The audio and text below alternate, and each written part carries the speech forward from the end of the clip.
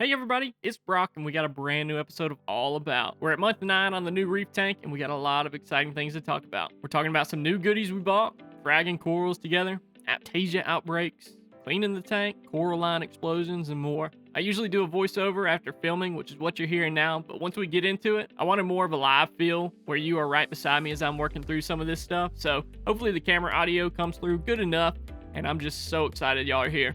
As a reminder, I'm not sponsored by any of these products you see in the video today. This is all stuff I've bought either because I trusted it from years of use or just wanted to try out some new stuff so that you might want to add it to your tank as well.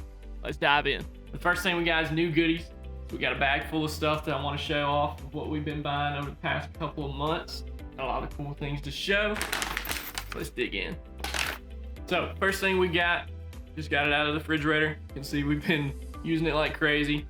This is the Sustainable Aquatics Live Marine Phytoplankton Premium Reef Blend. It's been doing great. Leathers are getting huge.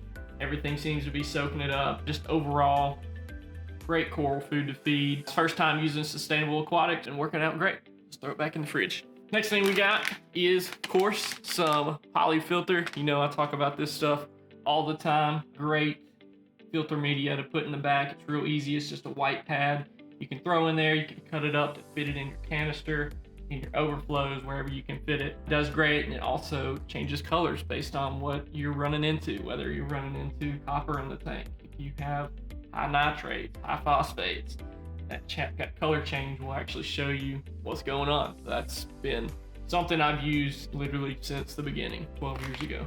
Up next, we got some Tide line. Zoom out a little bit. So this is a Tide line carbon filtration pad. So my store just started carrying this, and obviously we have the Tide line tank, so I had to try it out. They actually have a whole bunch of different filters in this line. Carbon, I saw one for phosphates, I saw one for a bunch of different things that you're trying to control in your tank. But we're gonna try it out. It says cut to size. This one's specific to carbon. So we're gonna throw it back in that overflow and see how it does. I don't see too much on just the packaging on how much to put in the tank, so we'll see. Next, we actually have a flex arm for the prime.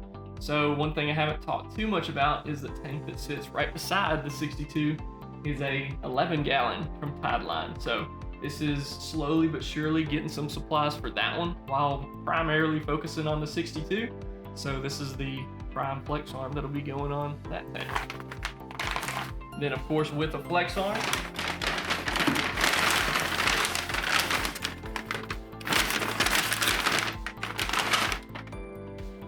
gotta have your prime, right? This is the Prime 16 HD. This is their, newest model for their primes. Absolutely love them. Been using AI stuff again since the beginning. So we got the Hydra 26s on the 62. Why not put a AI prime on the 11? It's in black, so it'll match everything up top. I think it'll look super clean once we get it all together. That video will be coming before long. Up next, we got a magnetic frag rack. So what I've been wanting to do is begin fragging different things in the tank, but I needed somewhere to put them. So really my goal was to get a rack that was magnetic and also a rack that was thin, didn't take up a bunch of room, and one that was acrylic, because to me acrylic just looks much better in the tank. So this one just found on Amazon with fragging. Gotta have some glue, right? So we got Seacham's Reef Glue. This is a Reef Glue brand that I've been using forever. It gives me great results, does everything that I need to do. So got a pack of it to use. And then with fragging, of course, gonna need some reef plugs. This is Next Gen Reefs. This is again just another one I found on Amazon.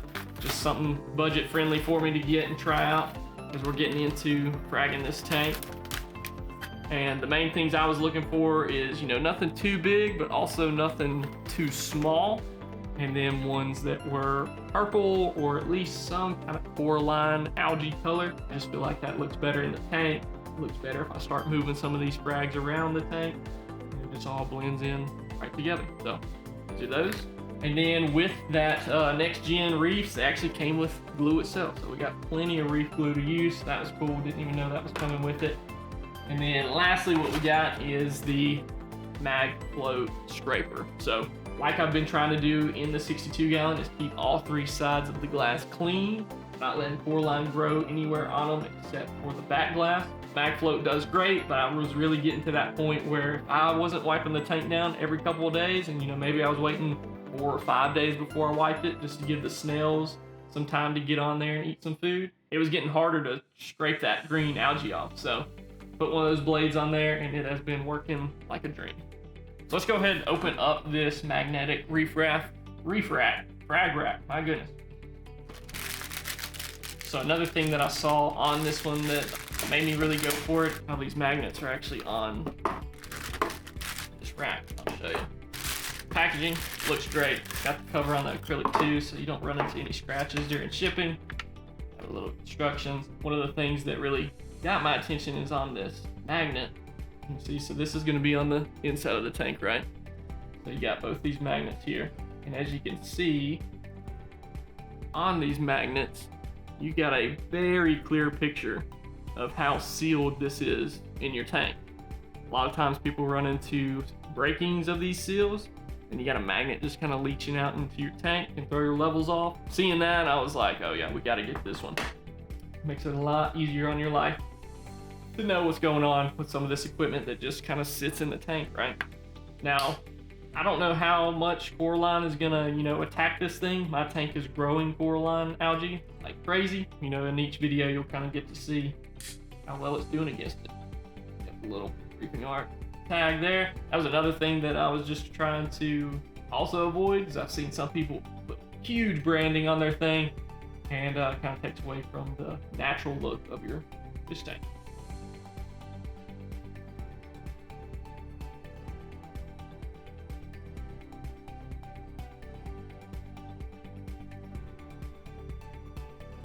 Okay, so, looks beautiful.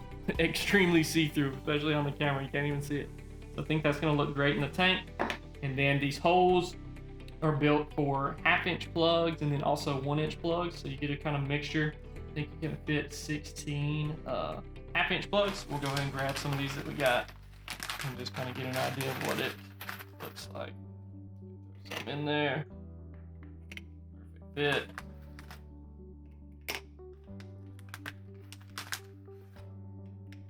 There you go. It looks great. Hold them in. Not too much rocking. You got some bigger frag plugs. You can throw them right there, or you can put these in there too. And they fit. So plenty of room.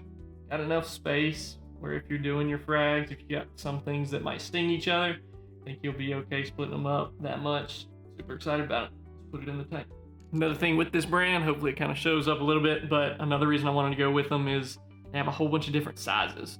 So in the future, if I want to get a bigger one, smaller one, whatnot, it's all going to match, and you get ways to fit it all in your tank. So I wasn't exactly sure where I wanted to place this thing yet. It's either going to be, for right now, I definitely want it either on the back glass. Yeah, I think I'm definitely going to go back glass for now, just to make it easier to run the magnet on the tank.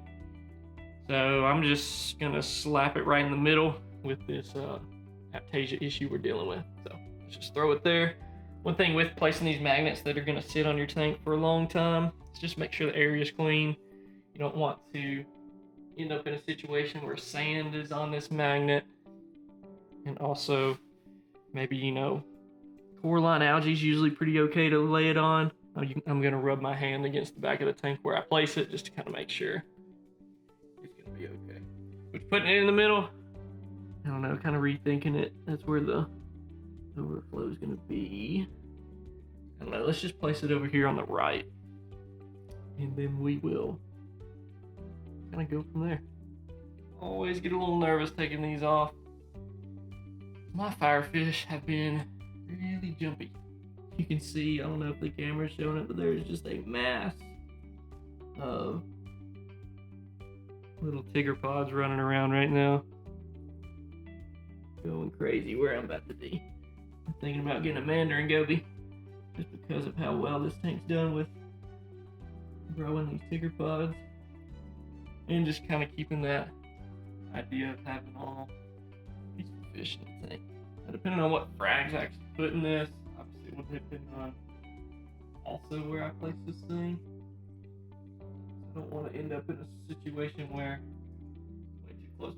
right.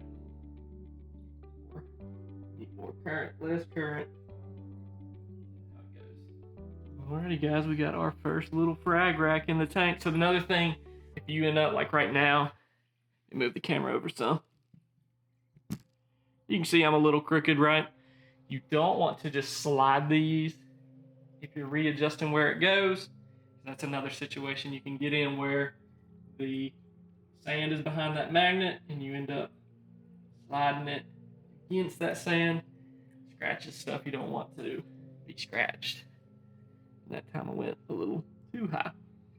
So, looks good to me, blends in with the tank, you know, kind of honestly doing everything I wanted it to do for me.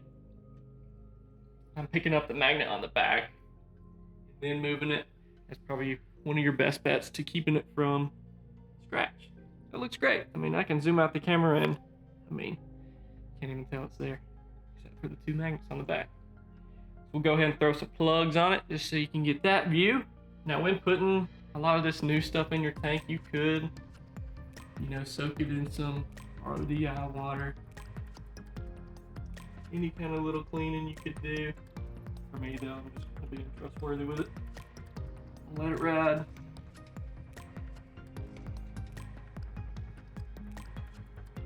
That's what we're shooting for. Plugs are in. Another close-up shot of it. Super excited. Looks good. Just what I wanted. Let's get to fragging. Pretty much all my corals have been doing good, especially this Ricordea and the green Star Polyps in the back. One of the things we're going to be fragging today is these Ricordea. What ends up happening in my tanks is the Ricordeas will either move straight down the rock and end up on the sand bed, and you just pick them up and can glue them to something. Sometimes they'll kind of go at a diagonal left or right, but I rarely see them grow up and straight left or right. They're always kind of at a downward angle. So a lot of times I'll put rocks near the sand bed or on the sand bed for them, because it makes it so easy that once that mother colony has kind of moved down, you get a huge Ricordea, and behind they leave these little babies. So those are going to be super easy to frag today. Right behind them sits the green Star Polyp that we want to tackle the wall, and they have been growing a lot faster than even I was expecting. I got a pretty large clump to start out with that I just placed on a rock and kind of pinned it together so it would stay laying up against that glass. And you can see on that left-hand side where that arm is just climbing up very quickly. We'll also frag a piece of these today because I'm seeing two kind of long arms that are poking out through the middle that are just coming straight up. So they'll be super easy to get in there with a pair of scissors and just chop that one little piece off, glue it to a frag, and spread it somewhere else, another person's tank. Let's see, the firefish want to be the center of the shot.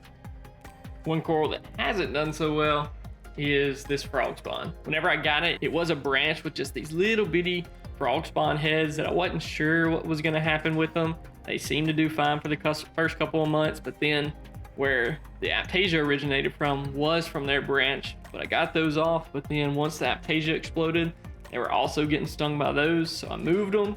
And then one of the nights, the current blew them off of there, and whenever they fell just in that mosh pit of Aiptasia. So they were getting stung pretty much the whole night until the next morning when I moved them. And surprisingly, they didn't run into what I thought was just going to be brown jelly disease and they were going to get wiped out. It seems like they just kind of lost that pigment. They lost that algae that keeps them so colorful. So I'm probably just going to end up fragging each head, putting it on a plug, and just letting it go to someone else. Hopefully they can get it to, you know, split and come back. I'll keep a couple in my tank to see what they do, but just kind of a sad fact that happens whenever they fall down into something that is just stinging the fire out of them for hours on end. It's funny though, because even though they've lost that color, the actual skin of them, the jelly substance, I mean, is super healthy. It's out and about, it flows in the current, looks healthy from that standpoint, but just does not have that color anymore. One of the corals I've seen absolutely explode since putting that live phytoplankton in here has been this Kenya tree leather. I mean, it is absolutely huge. The stalks on it are really thick. They look very pretty. There's a lot of little babies on the left and right side of it. But even this original colony right here in the middle is just getting huge. It's laying against the glass. It's taking up so much room, so I'm hoping it just keeps going up from here.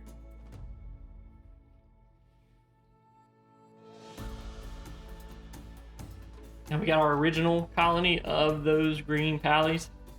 The shrimp actually ended up moving them off of the hole I had them in, but there were 3 or 4 that had already fragged and spread onto the rock that I just moved it over here. So I'll probably end up putting it on the frag rack and letting it grow out on some other frag plugs. Right behind them, I'll have to move them in a second so you can see them better.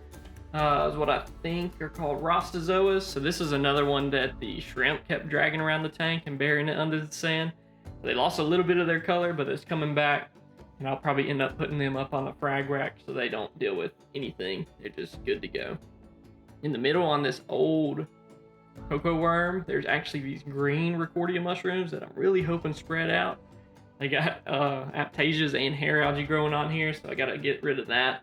But they look very healthy, very plump. Got a little bit of hair algae growing on these, but we actually, we're starting out with, I think, just 2.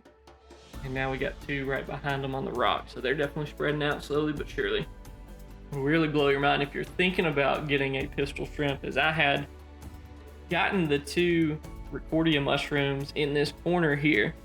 And then I grabbed some of that little rubble rock and built kind of a 90-degree angle, right? So they'd sit right there and there wasn't a bunch of current right there to give me time to get the fragging stuff so I could put them on a plug. And in that time, probably been a week, I think, he has now moved rocks. You can see his little sand burrow right here. He goes back into that cave. He's already moved some sand up here. He moves the frags themselves, so now there's one right there. This one's still hanging on. But yeah, you want a shrimp that's going to redecorate your tank every once in a while, go get you a pistol shrimp. They will do it. We're about to start fragging. Get the supplies ready. We've got a little dish right here that we are going to use for putting the frags in while we're gluing. Got to put a little bit of water in the dish. Doesn't have to be a ton, just enough that you got some water that you can splash on them while you're doing this process. Let's do the Ricordeas first. Like you saw, we had 2 on the sand bed. With Ricordeas, I don't ever do anything crazy like trying to cut them in half where a mouth will regrow. I play it very safe when I frag. I want to make sure when I do frag, that coral is going to live, it's going to prosper, and be able to grow in someone else's tank. So with mushrooms and with Ricordeas, I usually like to get them to either grow onto a frag plug that I can pull out, or grow onto the sand bed where I simply just lift them up. Let's grab those. There's probably going to be an insane angle. It might not look very good, but just to save me from having to reposition this tripod 100 times, let's go ahead and grab the first one. That's right up next to all these. Aiptasia. So one good thing about the Ricordea, I'll show you in just a second, is once they are on that sand bed, they usually grab it with their foot. The thing I was curious about is, was this guy already going to be attached? Go ahead and grab that. Plenty of lessons right here. Good lessons to learn. Got our 2 plugs here. The first thing I wanted to show was that this one that was completely on the sand bed. If I flip it over, you can see he grabbed. Okay, I think this is a much better shot than trying to do it on top of the tank. Ended up with a bucket and a black piece of construction paper up under it. So what I wanted to show y'all, so on our Ricordea that was just sitting on the sand bed, usually if you let them sit on that sand bed for a few days, their bottom will actually grab that sand, right? It's trying to anchor itself in the same way that it'll anchor itself against a rock. You can't just pull them off a rock. So if we do flip this guy over, check him out, you can see there's a ton of sand up under him. So the idea is that once they have enough sand up under them, you're gonna glue that to your plug. Now, keep in mind, he is eventually gonna move off of that plug. He's not gonna stay there because his body's gonna move off of the sand and onto either the physical plug itself, or if you have it on a rock, the hope is that he'd move onto the rock, right? And be stuck to your rock. So just something to keep in mind. I usually don't like to glue direct skin to the rock. Sometimes it happens, and they usually can still disconnect themselves from it, and sometimes they do it very fast. So what I tend to notice is if you can glue it with some sand, it lasts a lot longer and gives you enough time to either bring it to the store to sell, shipping it, or having someone put it in their tank and giving them enough time to have it move off the rock for them. So, pretty simple rules. Let's go ahead and get our glue.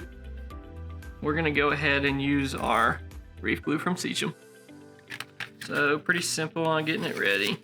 Just a screw top that you gotta poke through.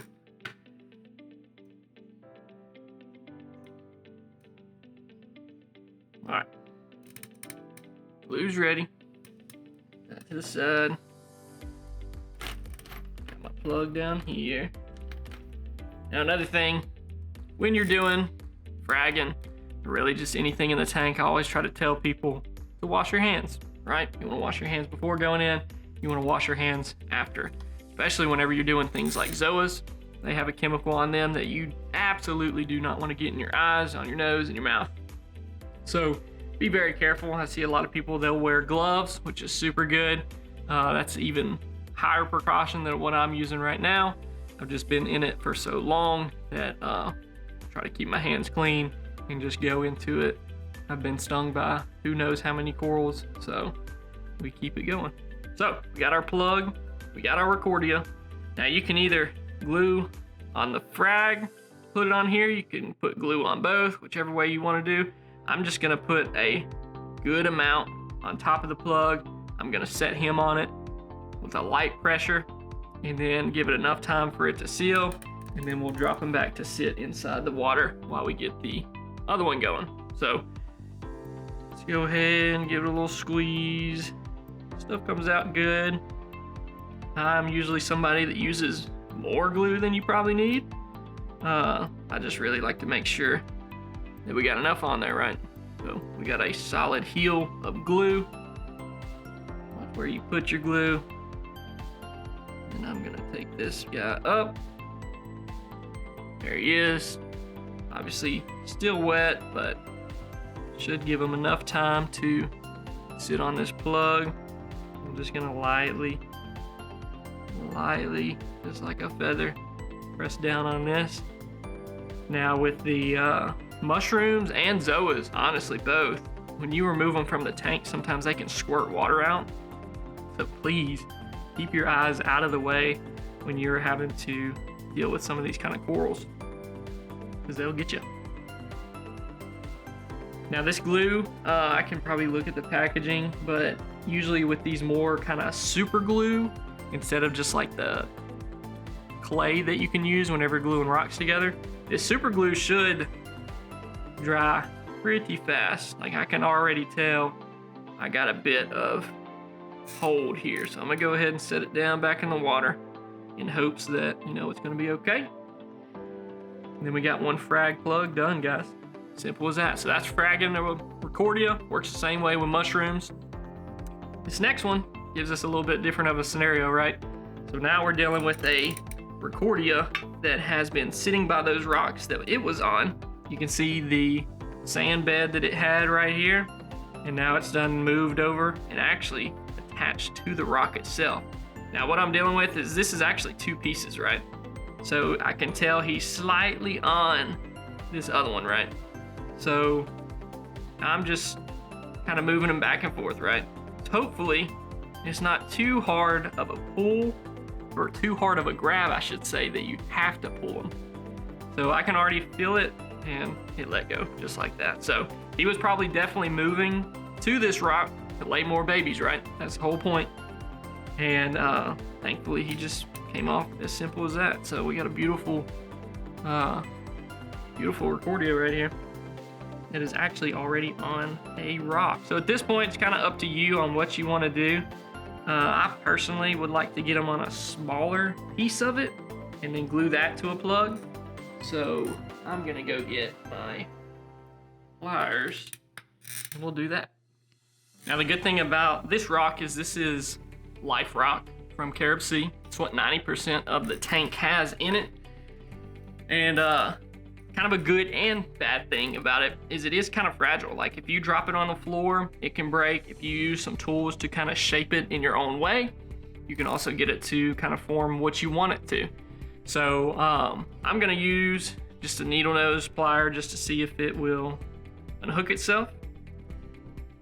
Now I'm trying to think if these are needle nose or not, but very sharp. You can get into a close gap to kind of see what happens.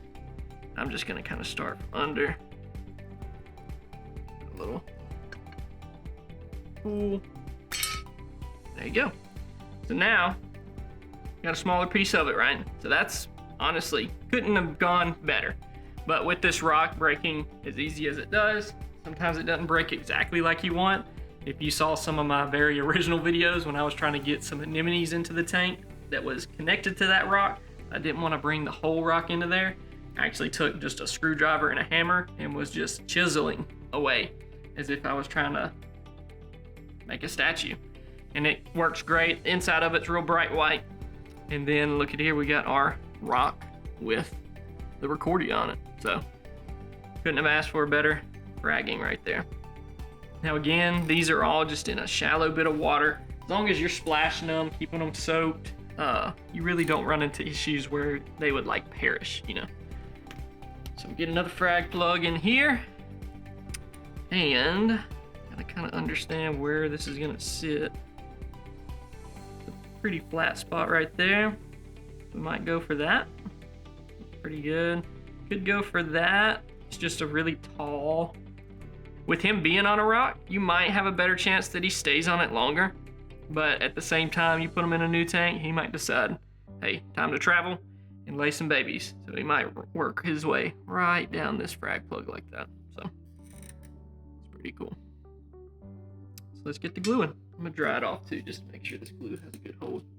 Hoping this ain't just, you know, blurry on the camera when I go back to actually editing this. You're getting a pretty good shot of what's going on. So again, solid amount, right? I'm big on using more than enough. There's our flat side we wanted. Just kind of dab it a little, get it as dry as you can. You could dab it against a towel if you wanted to, just to really make sure you're gonna get a good hold. But good thing about most of this reef glue is that it is waterproof. So you should be able to work with it in water, work with it out of water. Main reason working with it out of water is you have a little bit more time of it really getting a good stick and holding on. I haven't tried it in a while doing it completely underwater, so I might have to test that out one day, see how it goes. But you can see, I mean, you saw it rocking at first with my thumb on it, and now it's still got a little bit of a rock, but for the most part, I'm letting go. I'm gonna put a little bit more on this side just because it's not fully touching. So you can go in there and make a little bit of a seal, right? So if you are caulking your house or whatnot, feeling good about it. One thing that would be nice that I need to get is some egg crate, which is just like a piece of plastic with a bunch of little squares that these plugs can sit in. You could put that in here, right? And once you do your fragging, it's sitting perfectly upright and it's in the water. So that's another thing you could kind of invest in to make your fragging a little bit easier, just in case you have a piece, like especially if you're doing like an acro where it is a lot taller and can tip over, you would want to set it right down, standing straight up after gluing it. So look at there. We officially have 2 Ricordeas from Brock's tank that are now fragged and ready to go on the rack. So that is Ricordea fragging 101. Next thing we're gonna do is let's do the green Star Polyps. That'd be a good one. I figure let's go ahead and put them on the frag rack that we just got doing. The lid over. Need to show off these lids to y'all too. Had somebody ask about them in the comments not too long ago. They have been a lifesaver. And I'm not 100% sure where I want to put them on the frag rack itself, so we might move them for now. One other thing you could do is you could turn off your current, and that way they kind of sit a little bit longer on that glue. I am going to be a risk taker and just kind of hope for the best. I'll tell you what, we could do this right here. This could be our thumbnail, right? The ideas are flowing. So there we go. We got our frag right there.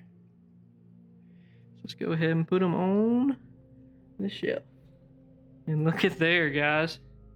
We got officially our first frag on the frag rack. Go ahead and grab the other one. Rock feels sturdy. Doesn't feel like it's gonna move. I'm gonna put him on. Look at there. 2 frags down, y'all. It is looking good. See if I can get a better shot for everybody. And there they are. Got a little bit of stringiness on there just because of us messing with them, right? That's them secreting that mucus to try to protect themselves. But there they are. Got a good flow on them. Hopefully they stay stuck on until we take them to the shop to sell. I'll have to turn the current off in a little bit, but top-down shots in the frag tanks are always super cool. I love that bright orange showing through the waves. And like I said, the next thing we want to do is the green Star Polyps. Got the camera at a bit of an angle so you can see right here and right there. We have 2 almost antlers, is what I would say, showing up out of the green Star Polyps. And those are awesome to have because it makes it super easy to frag and get you a piece to give to somebody else. One thing with using these tools, always make sure to clean them with fresh water, dry them off real good, otherwise they get rusty quick. I'm gonna go ahead and just brush my finger against it just to kind of get some of these polyps to shrink in. You can see, I mean, very, very good frag there. This one's a little bit shorter than I thought, so I might just do this one. Like I said, I like to get good, healthy frags of this stuff. That way, wherever it goes, it's gonna be good and healthy in there. So we're doing this one-handed, going in here just like this, and I'm just gonna click. And there we go, guys. Check it out. Got ourselves a beautiful piece of frag.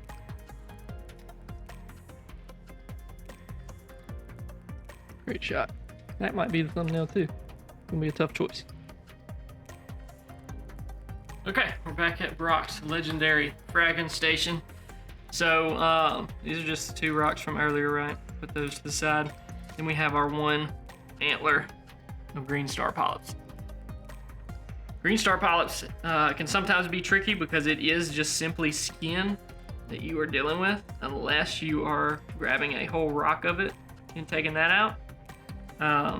So what I try to do is find whatever is the best underside of it and gluing that down.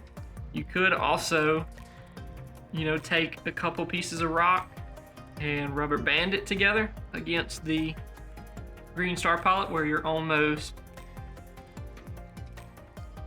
pinching it in a spot and then gluing that to your frag rock, and it'll eventually grab on and continue to spread.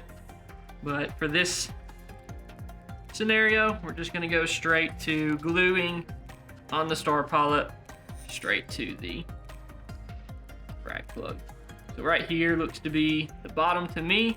There are still some actual polyps right here just because it was standing straight upright. It had good lighting all around. So the hope is that once it can grab hold of that frag plug, that it will continue to move outward from that spot. Good thing about green Star Polyps is there's so many heads that are filter feeding and eating in the water column that usually you don't have trouble with it perishing if just a few of those hands get closed up with glue. So, got our glue going. Solid amount every time. And I'm gonna try and just get this last little piece on the edge here that doesn't have any. Kind of hope for the best, right? You know, the other thing I could do is kind of prop it up, right? Could go straight up and under. This rock could be the best friend here. Did something like this. I ideas are going. Not exactly sure. Let's see. Well, it's always good to have a little bit of water in here, just in case you want to brainstorm it out, try to figure out what to do while you're doing it. Green Star Polyp going down the rock on the bottom side here. As long as you got enough polyps that it can get sunlight, continue to feed, it'll grow around that glue for you. And right side of the rock, right on there. Sound good to me, sound good to y'all.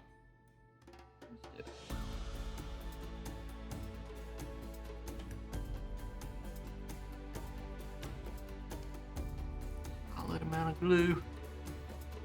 I'm gonna dab it on the towel. Try to get it.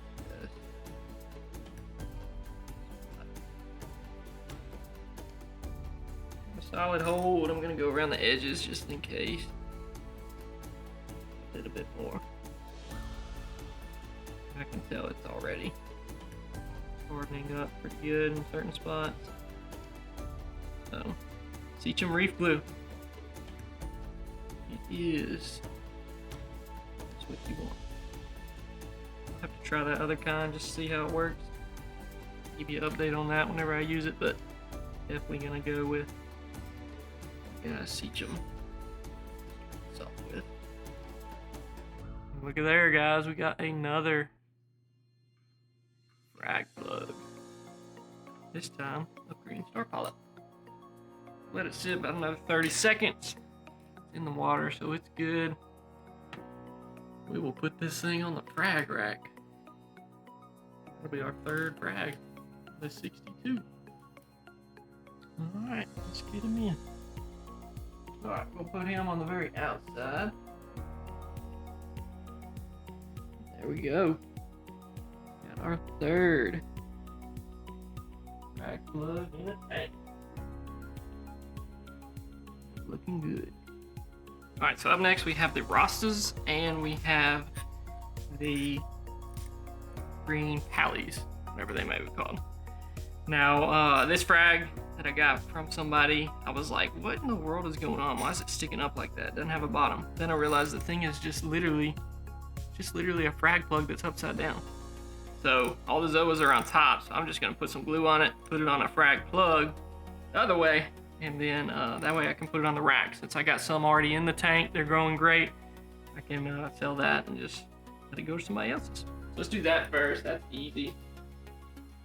Palys and Zoas, I've actually seen people will get some very small little pliers or scissors and can actually cut the polyp off itself, and then they will use that to then glue literally a single Zoa onto a frag plug, and they seem to do fine. They grow back out.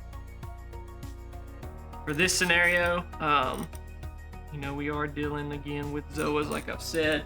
You want to be very, very careful where your hands are going while doing this, especially where they go after, and make sure they're staying clean. That palytoxin or whatever it's called. So this is easy, just laying it flat on there. Got a bit of a hump to it, so hopefully it'll still grab on enough.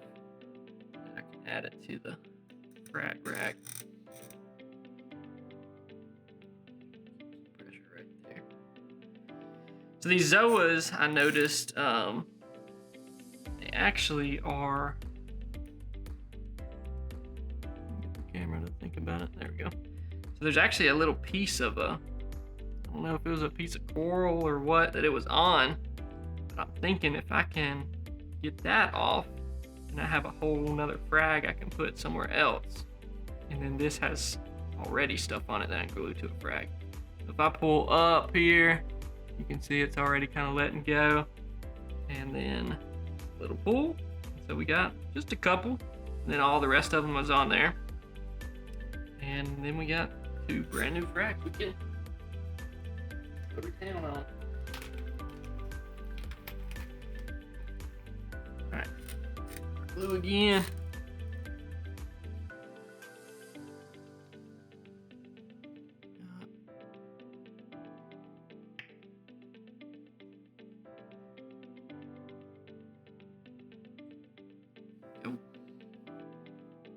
a bigger plug. I'm gonna dry this one. Make sure it gets a good grab. And as simple as right on top. A little bit of pressure, not where the heads are. And please, whatever you do, wash your hands after dealing with these things. I mean, it already feels like it's a strong hold. I will say another thing that I was looking for with these plugs is some that have a bit of a surface on them. I don't know if that's making sense, but if I show you this, yeah, it has like some ridges on it. It's almost like giving it a grip, right? So that glue will get into all those ridges while also grabbing the frag plug. And I mean, it just holds it much tighter. So I was really looking for that. I see a lot of them are very flat. So I was definitely wanting to find something with a little bit of structure on it. All right, let's get the next one done. Glue going.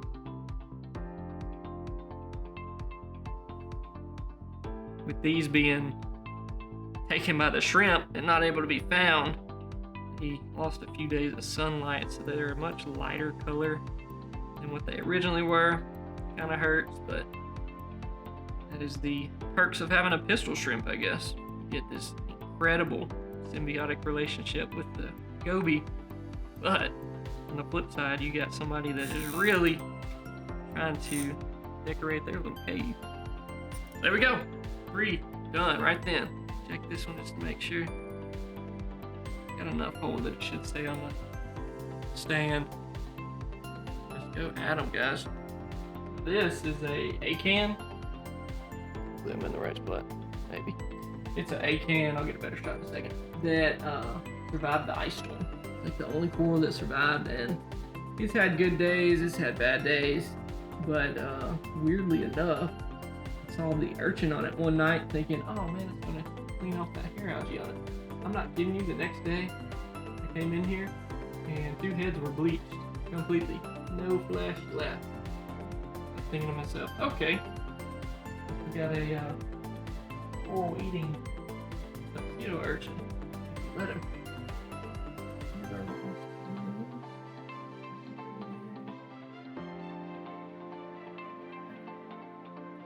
Alright, so we're getting filled up, y'all. Trying to decide if I want to frag the frog spawn right now. Might save it for next month, because we got a good bit of stuff going now. 1, 2, 3, 4, 5, 6, 7 frags up there now. That's awesome. Be a bit of an up top view now that the current's off.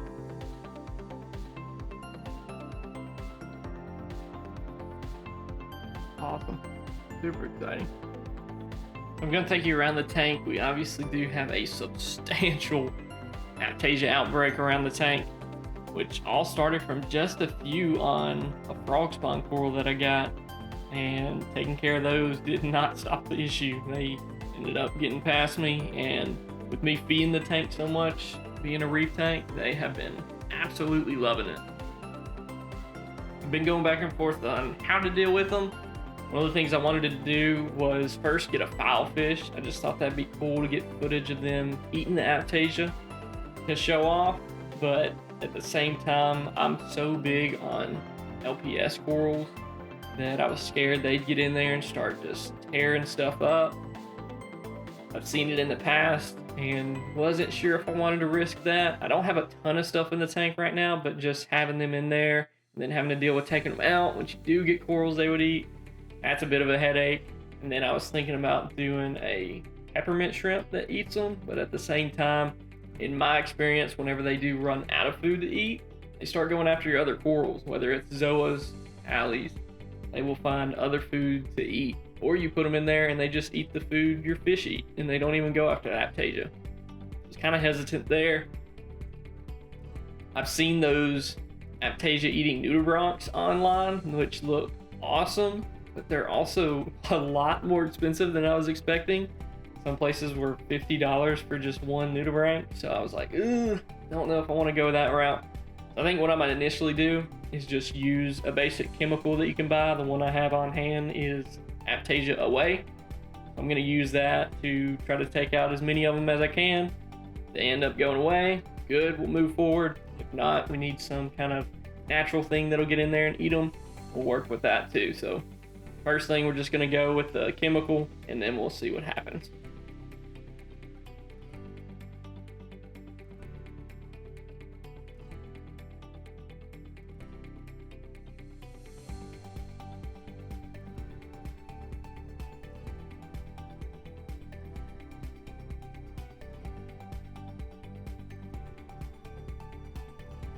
All right, so we're about to take out some anemones, Aiptasia anemones, I should say. We're using a chemical, and this one that we had that was in stock at the store is, think about it. Did y'all hear that pistol shrimp just snap? That was him. Obviously can't see it that well, but it's Aiptasia away, 100% reef safe, results in seconds. Pretty basic instructions, you know. Turn off all your power heads. Make sure there's no flow in the tank. If you think you're going to be doing this for a while, you can put your bubbler on. I'll probably do it after I hit all the anemones. The only other rule is do not dose more than 5 milliliters per 10 gallons. I think that has to do with some of your levels, like magnesium and calcium, alkalinity, because a lot of these pre-made solutions like this have that already in them. And so it could fluctuate your levels if you put a ton into the tank. But also what I like to do is after dosing it, I'll let it sit for 20 or 30 minutes just to make sure it really got in there and got the anemone away. And then I take my tube off my siphon and actually suck out where all these Aiptasias are. Gets all the disintegration out, make sure there isn't any kind of reproduction, and also takes this chemical out of the tank, even though it does say, hey, it is safe. I like to be really cautious. I'm also cautious about it just kind of spreading around to your other corals. Once you turn those power heads on, it's blowing it, right? So I like to make sure it's all gone so that the Zoas and anybody else doesn't need it. I like to use plenty. Make sure they get an absolute mouthful of this stuff. To really make sure. Just gonna take them out.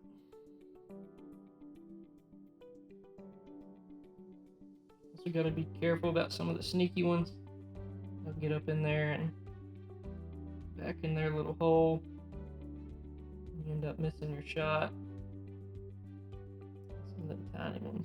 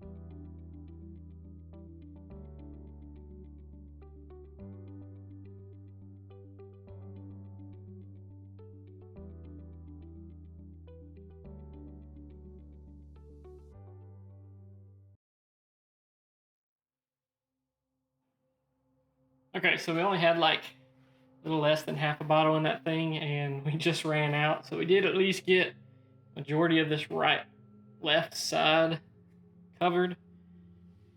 That's a lot of Aiptasias. So I'm pretty sure that even if I can hit all these, I'm still gonna need something like a peppermint shrimp in here to get some of those tiny ones that are just gonna keep coming back. But yeah, I mean that's how to do Aiptasia away, or really any other solution. Turn that power head off, turn really any filters off, and just go to town on them.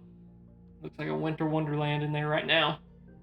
I'm gonna let it sit for about 20 minutes and then just kind of siphon it out, and hopefully at least gets this left side done.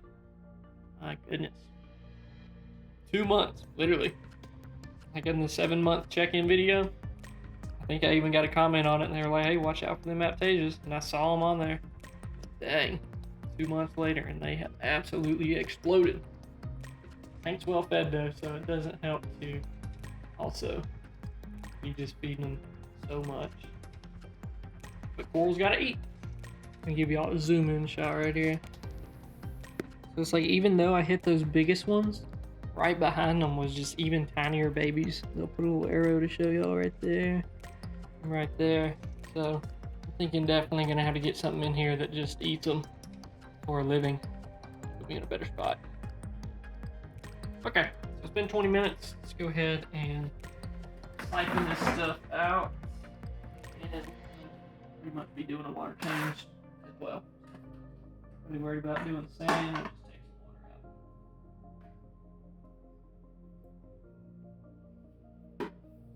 out. Golly.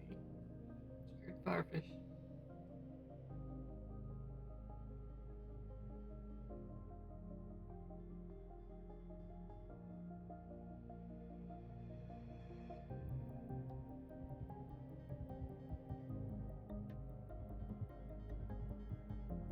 Alrighty, let's fill it back up.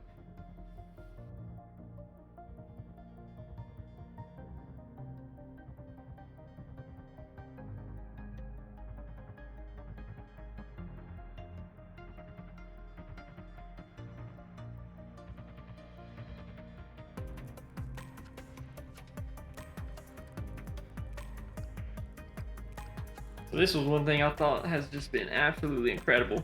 And I assume it comes from one of the frags that I added to the tank, with this macroalgae that has stuck itself on top of the branch. I thought it was just kind of cool in general, gives some flow to the tank. Macroalgae is good for filtration. But then as I started looking at it more, you can actually see little pods running along the branches. So hopefully the camera's picking it up, where if you see just this little white cylinder thing moving back and forth on the branch, that's actually a pod running around. That's one of the things we always recommend when you're trying to keep a population of pods in your tank. Always good to have like a refugium, or if you don't, you can get some macroalgae and kind of shove it into the back of your tank and pour the bottles on top of it, because that will just give them a place to reproduce and eat and live and flourish in your tank. So that's been super cool to watch. They just look like tiny little ants running along. Right below it is an even bigger patch of it that has grown here. As I start getting more corals and I start wanting to place them here, I probably will pull it out, but for the time being, I'm just letting it grow. Also kind of gives you a good idea of what your flow's doing in the tank.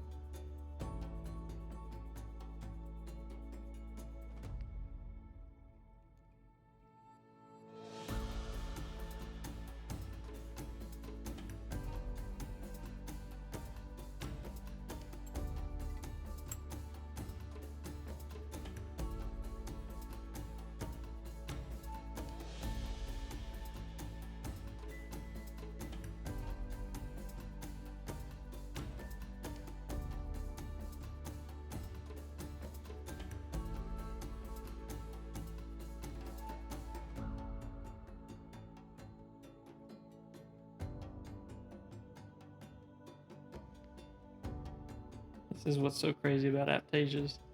Teeny tiny little ones grabbing a whole mysis shrimp to eat. Can you imagine how much they're gonna produce from just that? Lay eggs, spread them out, and that cycle continues. I honestly would like to get like a GoPro and just prop it up in the middle here, pointing at their cave, because they're out often. It's just the angles that they're in that I can't hit with the camera without it being blurry. They can be camera shy.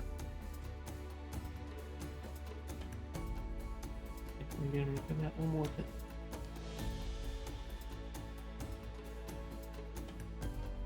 I'm really hoping the camera shows this up, but there is just a ton, I mean a ton of pods right here just running around where this sand gets tossed up by the current. They're just hanging out, eating some algae that's growing on the bottom. So many of them. Andrew and Gobi would have a blast in this tank.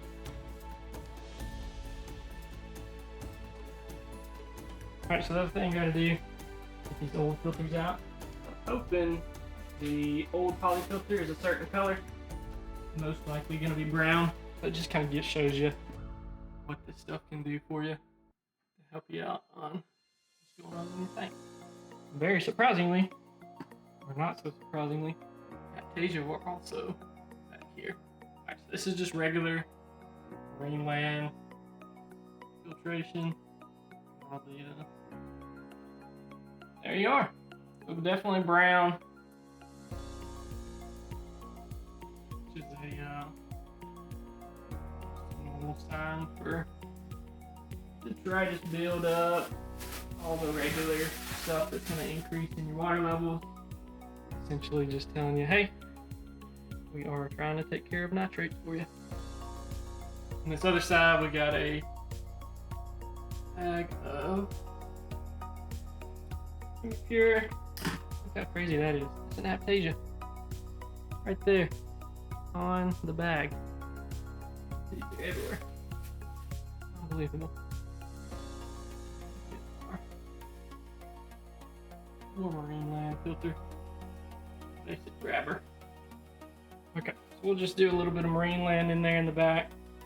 Just to do our basic filtration. Grab the debris. Falls down there.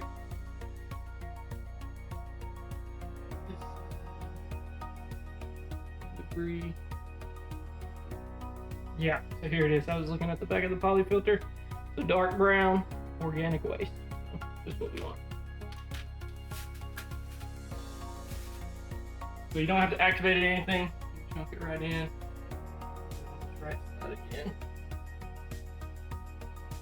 Magic.